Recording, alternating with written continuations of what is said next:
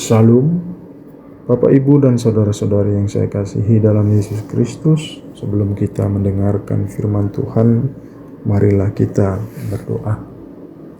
Kasih karunia dan damai sejahtera dari Allah Bapa dan dari anaknya Tuhan Yesus Kristus kiranya menyertai kamu sekalian. Amin. Bapak Ibu dan saudara-saudari yang saya kasihi dalam Yesus Kristus, firman Tuhan kita pada hari Sabtu tanggal 7 Desember 2024 diambil dari kitab Hakim-Hakim pasal 10 ayatnya yang 10. Beginilah firman Tuhan.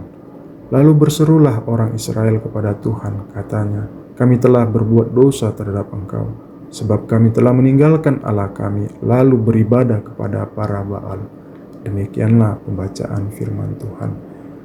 Saudara-saudari yang saya kasihi, kehidupan kita di dunia ini diwarnai keputusan-keputusan yang kita ambil dari sekian banyak pilihan. Dalam menjalani sebuah hubungan misalnya, jika kita memutuskan bergaul dengan orang-orang yang tidak baik, maka kehidupan kita akan berjalan tidak baik. Beruntungnya adalah Allah masih menunjukkan belas kasihan-Nya, sehingga kita diberinya kesempatan untuk memulai lagi kehidupan yang lebih baik. Kehidupan bangsa Israel banyak sekali diwarnai dengan sebuah pilihan yang salah. Mereka memilih untuk beribadah kepada para Baal dan meninggalkan Allah. Mereka buta akan pekerjaan-pekerjaan Tuhan yang begitu ajaib dalam kehidupan mereka yang telah menyelamatkan mereka dari musuh-musuh mereka. Mereka meninggalkan Tuhan dan memilih beribadah kepada para Baal. Mereka tidak menyadari bagaimana murka Tuhan yang akan menimpa mereka.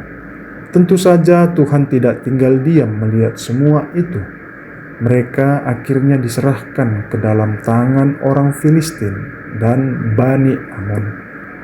Sampai 18 tahun lamanya orang Israel ditindas dan diinjak oleh Filistin dan Amon. Suatu jangka waktu yang begitu lama untuk merasakan dampak mengkhianati Tuhan.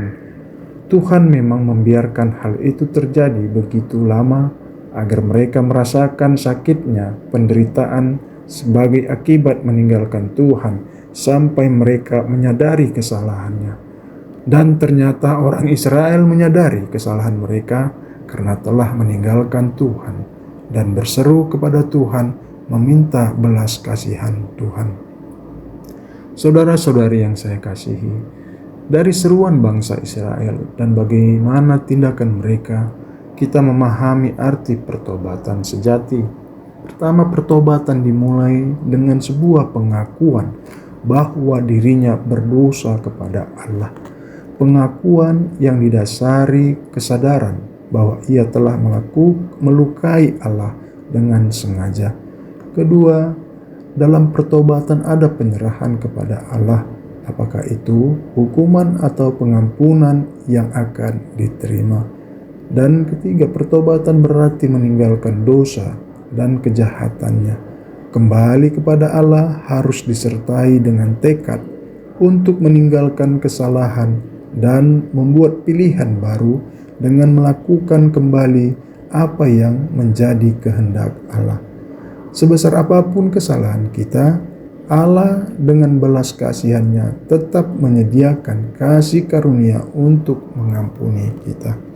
Sebagai orang percaya, kita harus sadar bahwa Tuhan sangat menghendaki agar kita selalu dekat dengan-Nya. Ini berarti sedikit pun kita tidak boleh menjauh dari Tuhan, apalagi meninggalkannya. Penebusan yang kita terima melalui darah Yesus yang mahal, sehingga kita diselamatkannya dan menjadi miliknya. Pengorbanan Yesus harus kita hargai dengan iman, percaya yang kuat kepadanya, dan komitmen untuk tetap setia mengikutinya. Namun saat ini, kita memutuskan untuk meninggalkan Dia, itu adalah sebuah kebodohan terbesar. Meninggalkan Tuhan dan terpisah dari kasih Kristus adalah tujuan utama serta impian besar iblis di akhir zaman. Inilah waktunya untuk kita bukan menjauhi atau meninggalkan Tuhan, namun mendekat kepada Tuhan. Oleh sebab itu, saat persoalan hidup terasa berat, mari bangun kesadaran untuk berharap kepada Tuhan, mengimani bahwa Tuhan pasti menolong kita, dan jangan biarkan diri kita tergoda untuk menjauh, menyimpang, atau meninggalkan Tuhan Yesus yang selalu mengasihi kita. Amin. Mari kita berdoa. Terima kasih Tuhan atas nafas kehidupan yang masih Kau berikan kepada kami. Pagi ini kami sudah mendengarkan firman. Ajari kami supaya kami mengakui dosa dan kesalahan kami, dan ajari kami terus tetap setia kepadamu. Amin.